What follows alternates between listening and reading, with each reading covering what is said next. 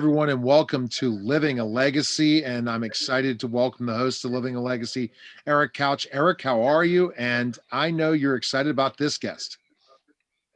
I'm stoked. This is going to be so much fun. Today we have actor, writer, musician, activist, comedian, Tommy Chong. Tommy, welcome to the show.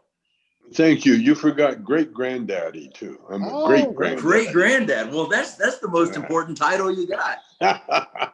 And I'm still smoking, so I'm a smoking great granddaddy. Yeah. You know, my wife tells me I'm smoking, or at least I say that my wife tells me I'm smoking, but that's more on the looks part. Well, so how many great grandkids do you have? I have two. Oh, wow. Two great ones. And I have 4, 5, 6 grandkids. And we just got a brand new granddaughter. She's almost 3 months old now. Well, congratulations. Oh, yeah. Well, that's what happens when you get shut down. You start having babies. That's right. And we're a little over 9 months into the shutdown. So yeah. Everybody's been talking about the quarantini babies. So that's what's going to be happening. Not for me. It's like I don't live out in the country. I'm not ready for 7, Eric. So we'll stick at 6. No 7. It's not up to you, dude. So Tommy, do your kids live around you, or are they spread all over the country, or what's your family? Some are spread, but I got my oldest boy. He's living here. We're working together. I got awesome. another son up in Canada, up in Vancouver Island, and then I got a daughter in Toronto, and I got my other 2 older daughters here, right in Vancouver, in Los Angeles. No, we're fine. We're fine. And I got my great grandkids here too, and my grandson Morgan. Remember Ray Dawn Chong? She's the actress of the family. Well, it's her son Morgan and his wife Tracy. They had he was my grandson. Morgan is my grandson, and so they had 2 babies, Harper and Miles. And so that's my great grandkids. But we can't see them too often because of the shutdown, the pandemic. We don't want to be spreading anything. So, but we're close. I got a perfect life. Perfect. You definitely seem so. It seems like you're well balanced in what's happening. So Eric has his first question. So Tommy, tell me a little bit about your background. How did you get into acting and comedy and music? Where did all that start? Well, it started, I guess, when I was really young. I was 8 years old when my neighbor, knew that I could play guitar, and so then he kind of enlisted me and taught me how to play. Back up his fiddle playing. And so I was playing dances when I was 8, 9 years old. And, it's country dances. So it's not like, just on the stage for 15 minutes. This is like a couple of maybe 2 or 3 hours of hoedown music, So I got a really good, start. Because when you learn how to play a dance, you learn how to read people. You learn how to, first of all, you learn how to suffer your way through it. Right. That's a long haul, especially for a young kid. But I got so, you get so wired when you're entertaining like that, and that's what got me comfortable in front of entertaining people. And that's then so after important. that, yeah. Then a few years went by. Then I was in Army Cadets. When in Canada, that's our poor man's holiday.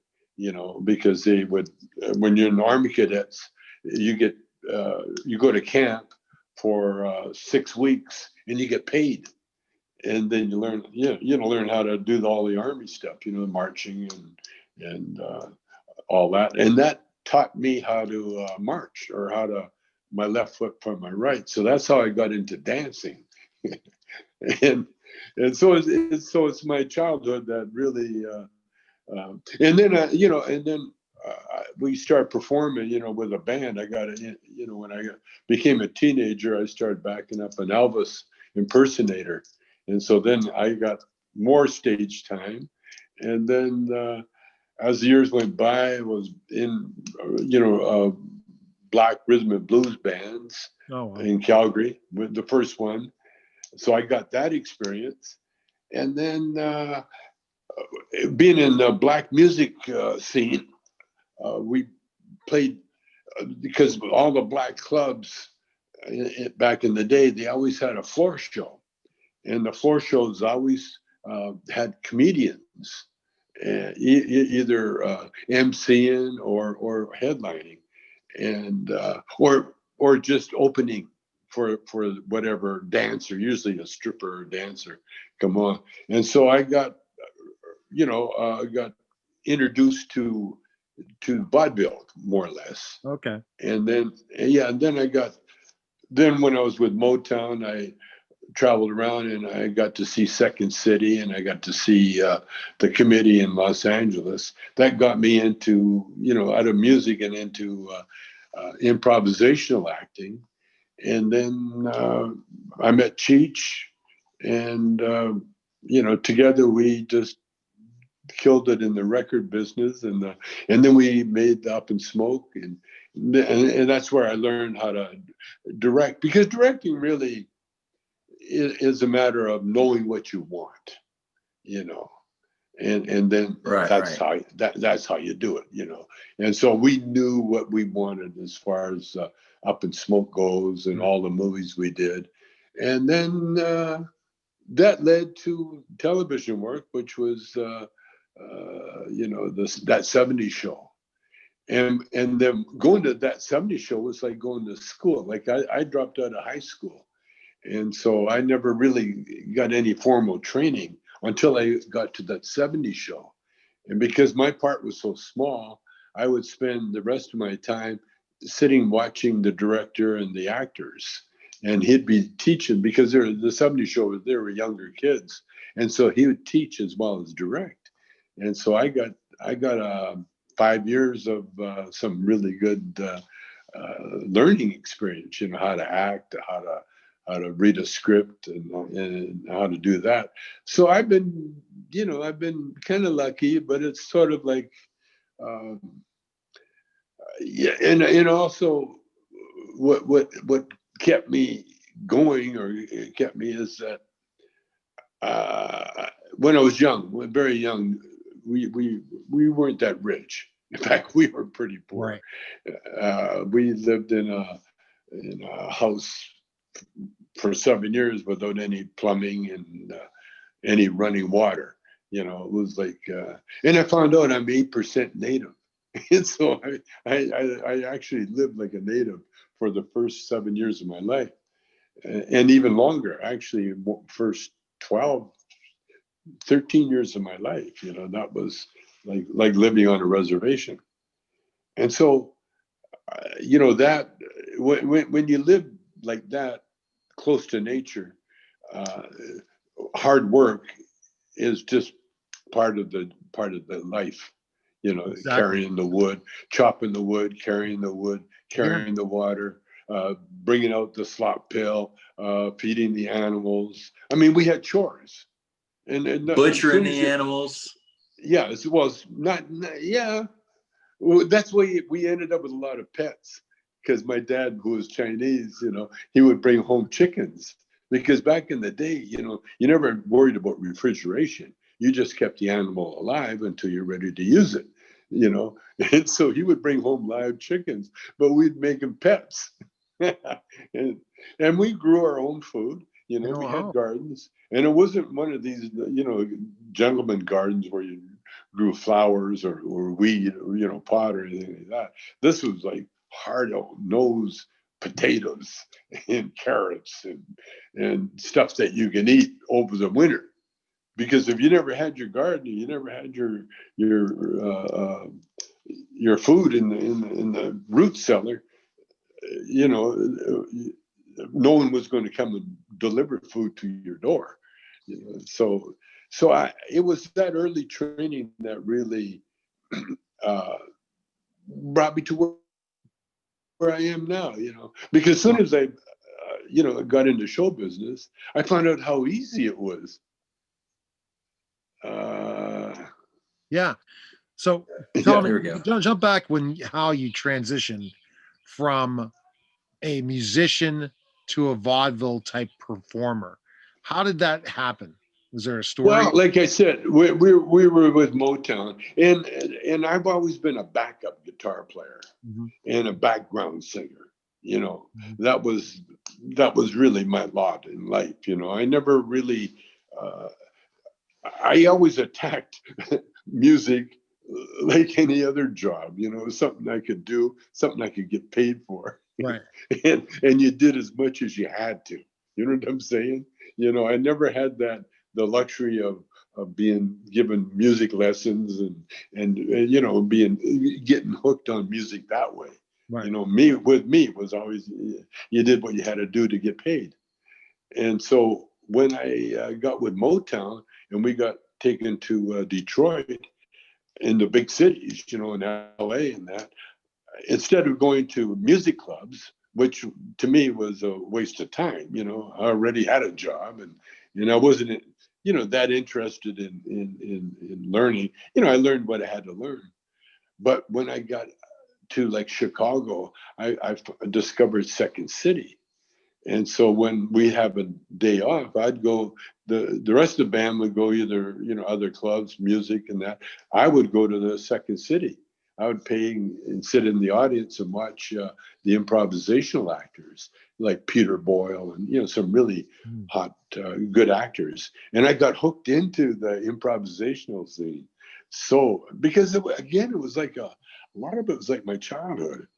Because when you grow up in the country, you know, you have friends, but there's no toy store and there's no parental supervision. You know, you know, in the daytime, you just go play.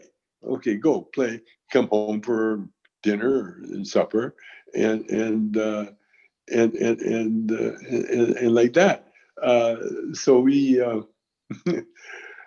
so when I saw the improvisational acting, it was like what we used to do on our free, you know, in my childhood, right? You know, and so it was a natural, and so then I really got hooked on it. And then I discovered the committee in Los Angeles, and then in the meantime I had an after hours club. Again, it was the club was given to us actually. You know, the guy owned a building. He had an empty steakhouse, and he knew the band. And he said, "Hey, you guys want a nightclub?" And we said, "Yeah." And so I inherited this, given a nightclub. Wow! And wow! And we turned that into a moneymaker. It took a few months, but we finally did it.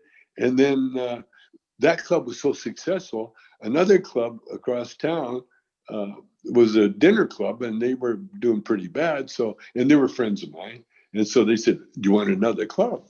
And we said, "Yeah." So we got another club, and I turned that one into Vancouver's first strip club, the strippers, and it was. And then I got fired from Motown, and so I came back to Vancouver to work on the clubs. And the only club that I was interested was a strip club because, you know, the after hours club, you know, they already had a band, right. and I was more into the acting.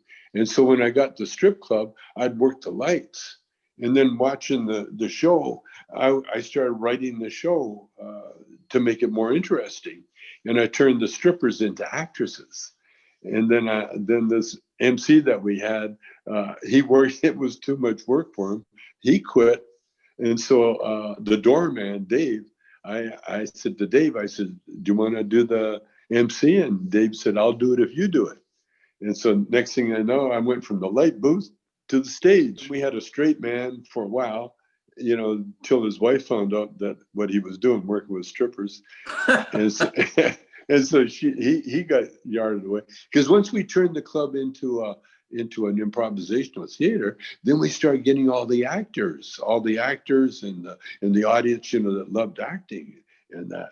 And it was a kiss of death in a way, because we eliminated all the drunk bikers that would spend money like crazy, and we turned it into a theater club where they would count their change and order the minimum. You know, you got all the yeah, you got all the broke actors. Yeah.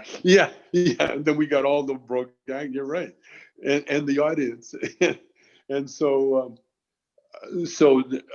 my brother actually, you know, he was running the financial end of it. So he actually fired us. And so we got fired. The show got fired, even though it got big acclaim in that. But, you know, we weren't making the kind of money that you make out of drunk bikers. And so Cheech and Cheech was a singer, you know, at least that's what he told me he was. And I was, you know, looking, you know, I was always thinking of forming another band, going back to my music roots. And so Cheech and I formed a band. And then we decided to do a little comedy before we played. And we never got around to playing. We had the drummer and the piano player and the guys waiting, the bass player, and they're waiting to go on stage. And Cheech and I stayed on for 45 minutes. It was a battle of the bands. And we actually won the battle of the bands because we never played a note, but we just killed the audience. They loved us. They all, you know, it was a dance club, and they all came forward, sat on the floor, watched our comedy, just ate it up. And so then, you know, you don't have to tell me twice. I saw the writing, and so I told Cheech, I says, looks like we're going to be comedians, man. And so that night, after we won the Battle of the Bands, we're driving home, and my dad's car, it was pretty old Nash, the old Nash car, and it was in Vancouver, and the rain was coming down, and the windshield wipers weren't working. And so we had to take turns with a wire coat hanger wrapped around the windshield wipers, and we had to lean outside the car and wipe off the windows while we drove. And Oh my God. And I remember trying to think of a name for our new comedy team, you know, Tommy and Richard, because we didn't know his name was Cheech, and so his name was Richard Marin. Okay. And so it was Marin and Chong. No, that's good. So I said to Cheech, I said, do you have a nickname? He said, yeah, Cheech. And I said, Cheech and Chong, perfect. Cheech and Chong. And it just rolled off my tongue. And I remember riding with my head out the window, yeah, Cheech and Chong, Cheech and Chong. And it sounded so cool. And that was the beginning of Cheech and Chong. And the rest is history. And the rest is history. Well, you know, we had to sneak Cheech back into Canada. I mean, into the States, because he had left the States, you know, to get out of the Vietnam War, you know, because they denied his school deferment, you know, his college deferment. And so they were looking to put Cheech in the war, you know, plus he's Mexican. And so he escaped up to Canada. That's how we met him in Vancouver. And so we went back down to make Cheech and Chong famous. He had to sneak in. It was like the first time we had a Mexican sneak into Canada from, you know, into the States from Canada. Oh my God. And when we got down here, I had a lot of friends from my rhythm and blues days, and I knew a lot of the black club. I knew my way around black clubs. And so when Cheech and I first came to town, the first gig we had was at Red Fox's nightclub on La Cienega. And really? Yep. And it was an open mic night, you know, it was like, you know, audition night, you know. So we went on, and Norman, what's her name? Norma. I forget her last name. Anyway, she introduced us as Cheek and Chank. She couldn't say Cheech and Chong. She got, and here they are, Cheech and Chong. and we went on and we did our comedy. And there was a group of people sitting there, and one was a Chicano. You know, he walked over to us walked over to me. He said, "Man, you guys got something here, you know, really." And he introduced himself. He says, "I'm Tony Viscara." He says, "I was Lenny Bruce's road manager." Oh, wow. And it was Lenny's crowd. Lenny had just died a few years before. And they were the crowd. All his entourage were still hanging out together, like his mother, Sally Marr, and Tony, and JoJo, and there was all this Lenny Bruce crowd. And so when they saw us, when Tony saw us, they said, "Wow, we were the closest to Lenny Bruce that he had seen." And so Tony, he had a drug problem, but he ended up being. I had him as a roadie at one stage of our life.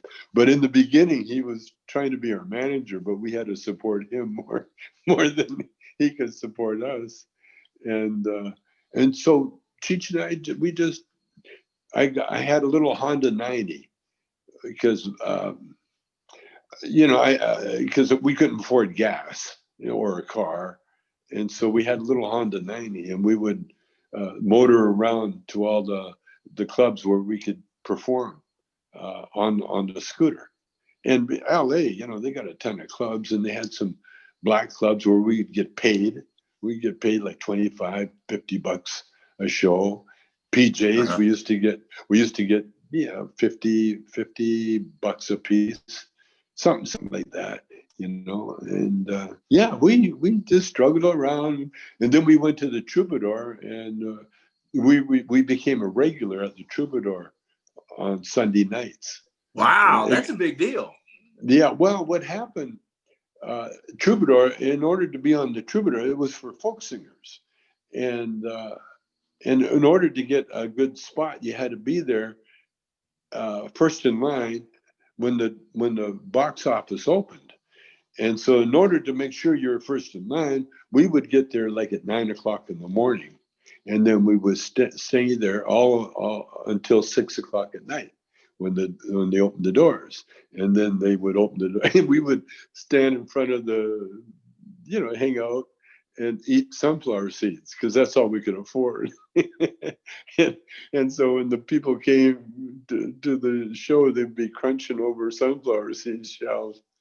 But anyway, we got, and then once we got the Troubadour gig, well, we just killed, of course. We were on at the best time. It was like we're headliners, and we're giving folk singers comedy. And wow, I mean, the audience just loved us to death. And by that time, we had discovered Cheech's character, the lowrider, the Chicano. And so we ruled that club.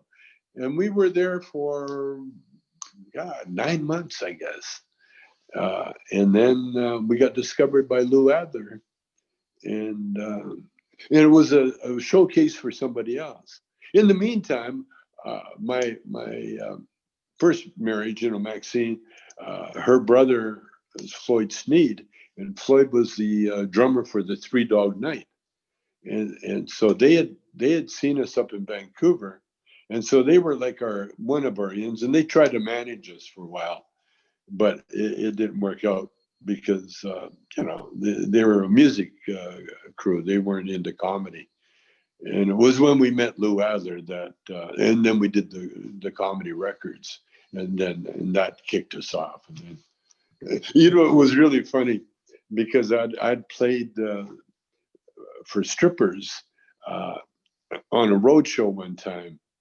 And I got not involved, but I met all the girls are all fun. They're all from LA, beautiful black girls from Los Angeles. And so just after Cheech and I got signed, I got a hold of one of the girls, Pandora. And when she knew me, I was really clean shaven and short hair. And I was trying to be a black guy more than anything. And so when she saw me, I had the long hair, the hippie. And back then, hippies were like really looked down upon. Right. You know? We were the untouchables of the universe. And so when I talked to her on the phone, Pandora, I want to see you. So she drove. And when she saw me, she didn't get out of the car. She stayed in the car. She goes, okay, see you around. Oh, wow. And then I think about a week later, we got our big billboard on Sunset. And I get a call from her. She called me up. Said, hi, I'm in the bath. I'm having a bath. You want to come over? Yeah, you're a little more appealing now when you got a billboard. Once you get that billboard. Now, once they saw that billboard, boy, out. it changed everything. Everything changes. Now, Eric is a huge fan of Up in Smoke. So go ahead, Eric, with your question regarding that. Well, I remember seeing it as a kid. I've got older brothers, and of course that's playing in the house. And I remember the scene where what was it? You guys are in the car, and all you see is like a cloud of smoke behind the windows and everything. Yeah. And we're driving down the road. Yeah. What were some of your favorite memories or scene or an actor that, back in the days that just stands out and makes you laugh whenever you think about it? Well, Up in Smoke was supposed to be Cheech and Chong's greatest hits. That's what Lou Adler, the director, and our record producer, because he had all the record. He envisioned a movie of us doing record bits. Cheech and I, we decided that we'd make a real movie with the two of our popular characters, which are Pedro and Man. And so we, with Cheech's cousin, Louis, we wrote a script, about a 45-page script. And then I wrote a song called Up in Smoke. And I played it for Cheech and Lou, and right away Cheech says, that's the title of the movie.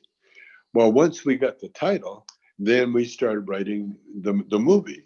And we wrote sort of like the outline, like the van, us being deported, us trying to get a band together, me being from a rich family. That was the whole point. I wanted to show Cheech as the opposite. Cheech from a very, Latino family where they, 15 in one house, that kind of thing. And him driving his idea of a low rider, what he could afford, and his love. And then me, the juxtaposition of me being from a rich Jewish family, which I really didn't realize until after years later that I realized, because Struthers Martin was Jewish, and I believe his wife Edie Adams was married to that other comedian. Oh God,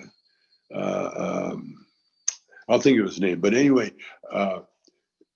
we ad-libbed the whole movie. What we did, we would tell the actors basically the bare bones of the scene, and then they would come up with their own dialogue, like Struthers Martin. And so one of the greatest lines or dialogues or monologues in the movie is Struthers telling me to get a job by sundown, where he's shipping me off to military school with that Finkelstein shit kid, son of a bitch. He ad-libbed that whole thing.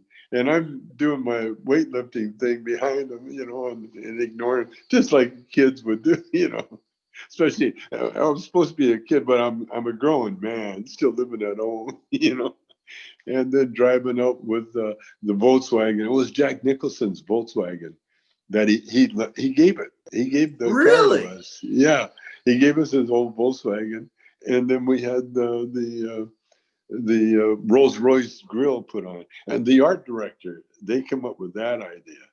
and the art director came up with the ban, the design of the marijuana ban. I had written a little bit more, you know, for the marijuana ban and that, but I mean, you know, we had the good people and we just went with it.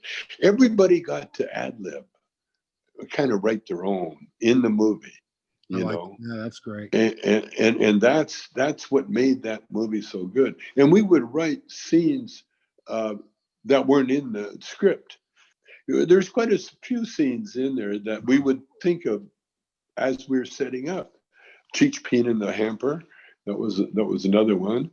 I wasn't looking at his neck, you know, the Tom Skerritt movie, you know, where Cheech tells me, "Hey man, you know, whatever you do, don't mention, you know, don't say anything about his neck, you know, because he's been in Vietnam and he's very sensitive about that."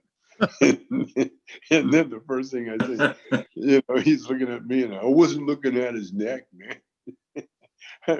I mean, and then I think it was the special effects guy that had the bird saying, you know, "Want to get high, want to get high," and then poof, you know, you see the feathers fly out. The controversy that you brought at that time, how much backlash did you get from people that didn't like? I mean, so many people loved it, but there was always that other side. Oh, we never dealt with the other side ever, because we never came out of that world. They had to come into our world, you know. We never started straight and then went rogue, you know. Like George Carlin started straight, Richard Pryor, you know, they started straight. Then they went over to the other side, went over to our side. You know, we started right from the other side. Yeah, okay. And so we never had that criticism. I got it later in life, you know.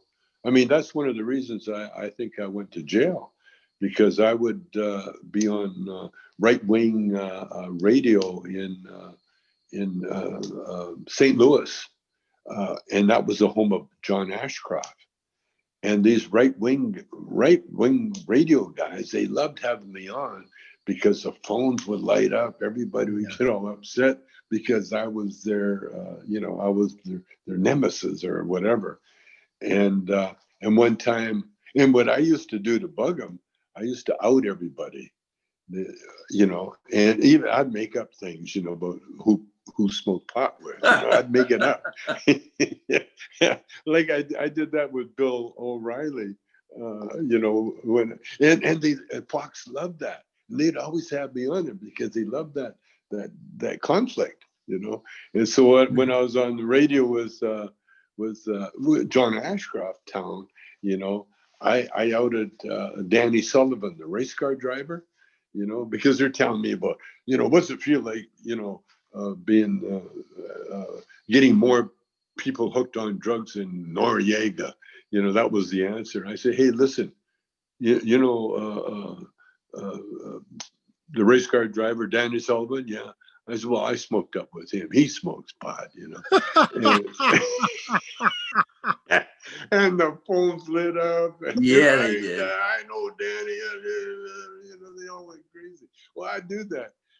And it got me in trouble because then when what's his name, Bush W goes to war in Iraq, they needed some sacrificial lamb, some hippie, you know. He was trying to do Nixon, you know, and jump on the hippies and get some headlines there. And so they came after me for bongs, you know, and they said that our bongs, we made so much money, we were funding the Taliban. That was the lie they told on me. Oh my God! Seriously? Yeah. What's the correlation? The money, the marijuana, the bongs were like hippie smoking pot, you see. And so that's where we're making all the money, because I thought we had a loophole there, you know. We weren't selling weed, we were selling bongs. I thought, you know, how can they bust you for a water pipe? Well, they did because they could. And what they did, they came after me, and they came after my kid, my son, because it was his company. Paris, my son Paris, and my wife Shelby, and they threatened to go after them. And this is what I see in what they're doing with Trump now. See, they're going after the kids and Ivanka. You see, because that's the way the feds work. They go for the soft kill. You know, they get the guys that shouldn't be in jail, won't be in jail, scare the crap out of them, and have them turn on their people, so they won't get the jail. Or in my case, where I'd say, okay, I'll plead guilty if you don't bother my wife and kid, which I did. And then I ended, but they lied. They said they were going to just give me house arrest, you know, because, you know, selling bongs is not a, you know, a big deal. But instead, as soon as I got in front of the judge said 9 months, you know, because I'd been outing all these guys, you know, lying, well, doing my thing. Anyway, I didn't mind because, you know, it was another adventure to me, you know, and I wrote a book and I had a good time in jail and it wasn't bad. You know? So question for you, as you know, the perception of marijuana has changed, especially throughout the United States, and especially for even wildly conservative. When you look at insomnia, when you look at Parkinson's, when you look at ALS, Lou Gehrig's disease, and pain MS. management. Yeah, MS. You know, how have you seen that change? Because you know, I personally, you know, came and still a wildly conservative person, but then I've personally witnessed, you know, heroes of mine that suffered from these that never in a million years would have considered, and then to see the impact that it had in their life, I can't refute that. Yeah, no, I mean, the reason it was made legal was when Sanjay Gupta had a baby, a 1-year-old baby who was suffering from epilepsy. And then on TV, they showed the baby getting treated with CBD and THC, Charlotte's Web, and eliminating the epilepsy, and hugging her mother for the first time since it was born. Can you imagine that? Now, when you see something like that, how are you going to say, well, you know, the hippies make it, you know, and they're funding the Taliban with their bong sales, you know, forget it. We just saw a baby be cured with this drug that is now, and they're taking, I don't know if they took it off the no medical use Schedule 1 yet, but it's on its way. It's going to be taken off that, and the minute they do that, then you know, all the pot people will be able to bank our money, because right now we can't put our money in the banks yet because it's still got the stupid laws on the books, you know. But we're doing, you know, look at this pandemic. Pot shops are considered essential. How about that? They're open. Really? Bars are closed. Pot shops are open. Think about that.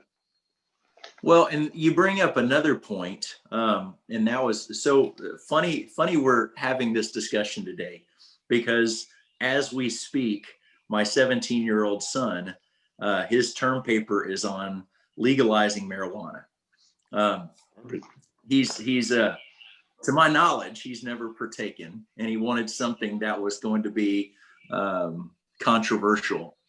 But we were talking last night, and that was one of the other things that came up was distributors have to do everything in cash. So it's still, you know, even though the public doesn't have to go to a shady part of town anymore, people that are distributing it, they're putting their life on the line because they can't put it in the bank. It's also not taxed, so the government's not benefiting, but everybody knows that you're carrying a lot of cash. So yeah, speak into that a little bit of the concern for people.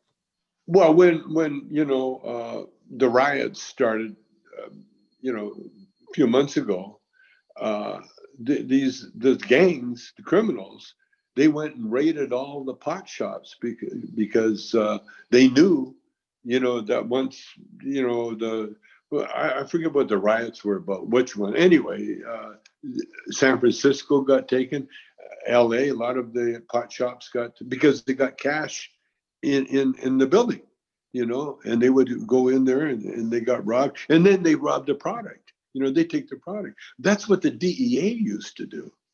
The DEA, when they came into my house, when they busted me for bongs, they found money that I had made from T-shirt sales, and they confiscated it because it was a drug raid. They could take everything. They took all my computers. They took all my money, cash money, and then I got charged. I got fined. I forget, couple $100,000. You know, on top of that, and all that money was going into the DEA's pockets. You know, the guys, and they, most of them were crooked because they would come across duffel bags full of cash, and they would turn some of it in maybe, but most of it got split up. In fact, I know for sure, a friend of mine was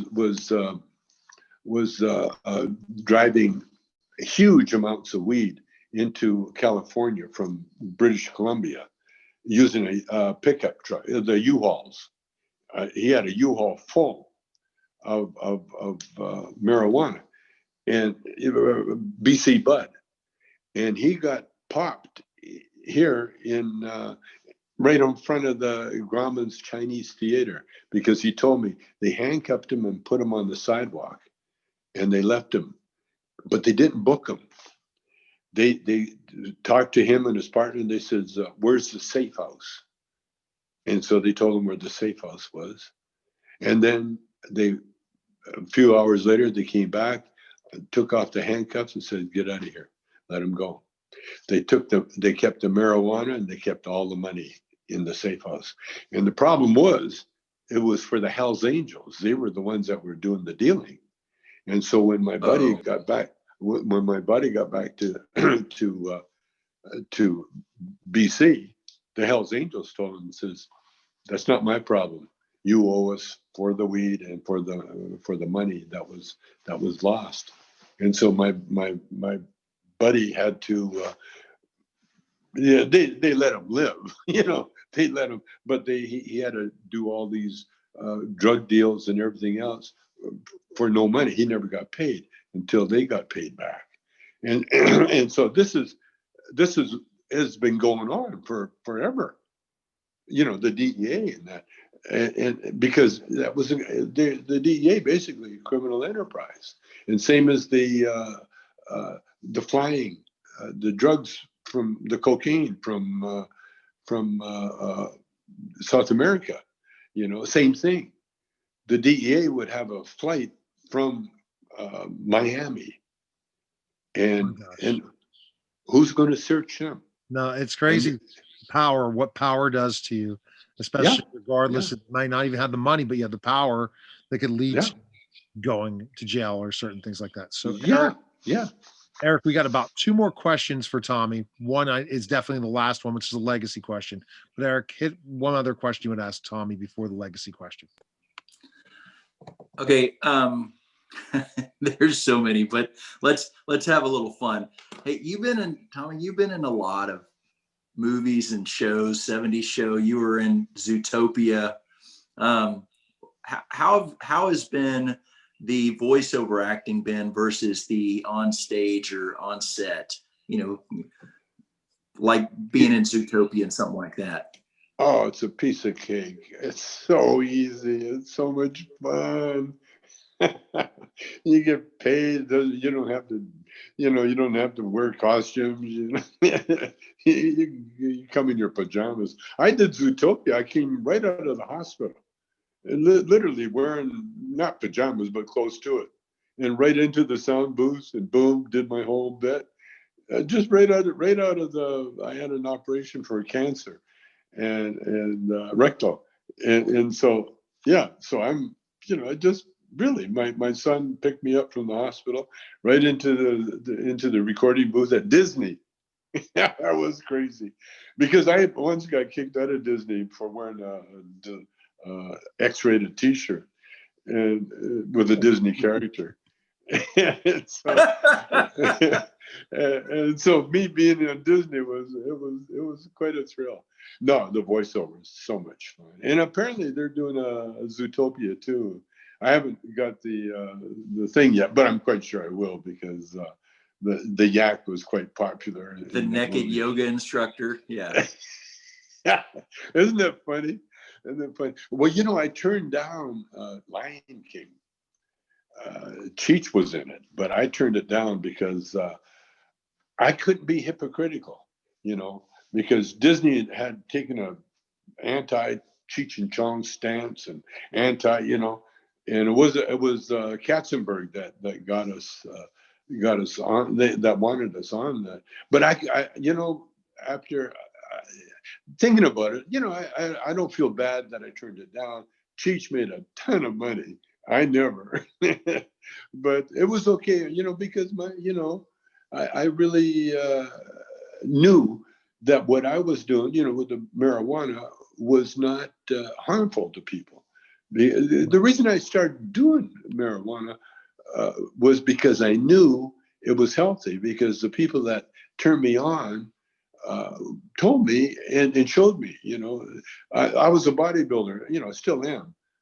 And so all the bodybuilders are the ones you know, the big ones like Arnold and that, you know, and Kareem Abdul-Jabbar was another role model, where he would smoke and he wouldn't do any alcohol or anything else. And so we knew it was medicine way back then. That's great. All right, Eric, last question, the legacy question. So Tommy, one of the questions that we always like to ask everybody, you know, the show's called Living a Legacy, right? Not just leaving a legacy to the next generation, but how are we using our influence to impact the world around us?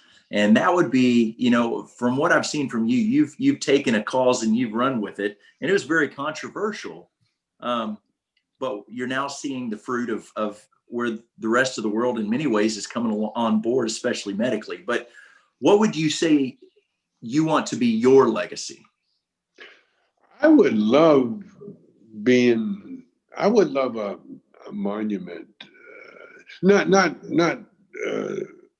you know, in that what's that stone mountain where they got all the faces, Mount Rushmore. But I would like to be, yeah, I would like to be up there as the guy that saved the world, because I really do have a plan to save the pandemic, the world, everything. I really do have a plan that it doesn't really include, you know, it makes the marijuana is okay. It's done. It's legal. They're going to make a person with bank it and everything else. But right now, we've always had a racist immigration problem, because that's the basis of the marijuana illegal. Making it illegal was a racist law, you know, right from the beginning. Just like prohibition was a racist law, you know. And what I say by racist is that in Europe they had to have alcohol or beer because the water was so unhealthy. No one trusted the water, and so you always, in the farmers here, that's where Johnny Appleseed, he would sell apples, you know, he's a famous guy, because so the farmers could make apple cider, because they didn't trust the water because of centuries of pandemics and all sorts of illnesses that came from water. And so that's why the alcohol was so important, even in Roman times and that. And so when they had prohibition, it was against the Italians, the Russians, the Slavic nations, everybody that used alcohol as their thing. You know, with the Puritans, they never. They were tea drinkers, I think. And marijuana, when they eliminated prohibition on alcohol, then they had to look for something else to keep the revenuers working, the government, and so they came up with marijuana. And so so those laws have always been racist. And so if you look back in history, marijuana has always been a medicine. Chinese had used it 5,000 years ago. They were using it as a medicine. So what we're doing, actually, we're going back to what it used to be. where it was a medicine. And that's what I want to do. But I also, because marijuana hits you in the creative, in the brain, it affects the brain. It goes right to the brain when you get high. We have receptors. And so I've come up with a plan to actually save the economy, save the world. And I want to give you it's quite involved. What it is really, in a nutshell, the movie industry has more capabilities of governing large amounts of people than the government has, because government use bureaucracy, and they're not equipped to handle people. The movie industry treats people like people. They treat kids like kids. They treat adults like adults. They treat old people like old people. They're very cognizant of the age of their actors, and they have a whole system in place that will take care of. Like if you join the movies, and you're a kid, you have to go to school. You have to do certain things. You can only work so many hours. And when they hire actors from a foreign country, you have to have a place for them to stay. You have to feed them. You have to make sure they're clothed, and they have to join unions. And so my solution is through the movie industry, how we fix our world. For instance, the caravan that came up that Trump, put the kids in jail and all that. I have a plan where Cheech and Chong's next movie will feature stories from the kids being put in the cages and tracing them back. And what I want to do is bring the kids in as actors and bring the parents in as parents, and bring and also give the parents and their people jobs as taking care of the kids, or extras, or laborers, or whatever they're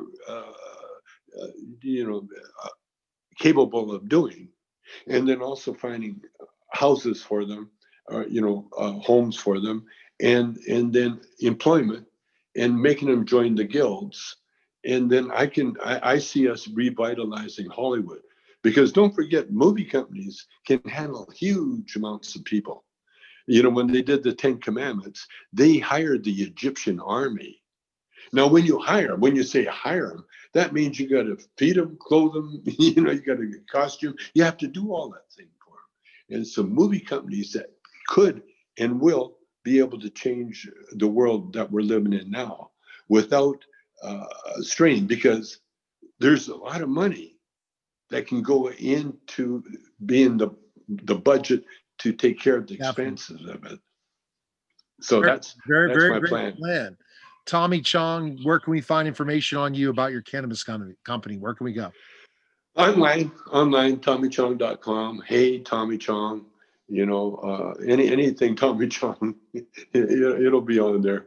And we're also getting ready to go public, and so there's going to be a big. Also, my CBDs have gone crazy. We're selling, and I'm always on the social media with ads and that. In fact, I'm going to be doing another ad with someone very shortly. So yeah, I'm all over the social media. But just stay in tune. We'll be doing shows like this, and I'll be touting my latest scheme. All right, so Tommy, you stay on for a second more, but we're going to say goodbye to the interview. Eric, what a great interview again. Thank you again, Tommy, and thanks for stopping by Living a Legacy. I appreciate it, Tommy. Tommy, this is great. Thanks, Thank Tommy. you. Appreciate it. All right. Thank you. All right, guys. Let's do it again. All right, that was Living a Legacy, guys.